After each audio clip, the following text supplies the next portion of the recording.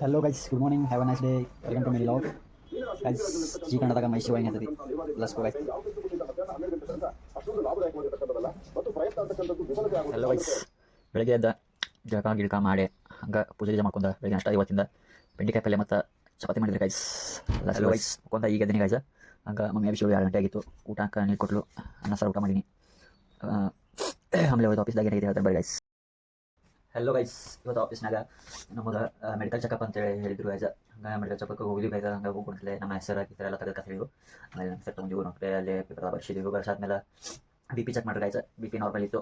ಹಂಗೆ B P check ಮಾಡ್ಕೊಂಡು ರಕ್ತ ಚೆಕ್ ಮಾಡ್ಕೊ ಹಾಕಿದ್ವಿ ಗೈಸ್. ರಕ್ತ ಆಮೇಲೆ ರಕ್ತ ಇಷ್ಟು ತಗೋದಾಗ ಮಾಡಿದ್ವಿ ಗೈಸ್. ರಾತ್ರಿ ನೈಟ್ ಡ್ಯೂಟಿ ಇಷ್ಟು ಉದ್ದ ರಕ್ತ ತಗೊಂಡ್ರೆ ಗೈಸ್. ಫುಲ್ ಬೆವರು ಬರಾಕತ್ತಿತ್ತು. ಹಂಗೆ ಅದ್ರಾಗನೇ ಕೆಲಸ ಮಾಡಿ ಬಂದೇವ್ರು ಗೈಸ್ ನಿನ್ನೆ.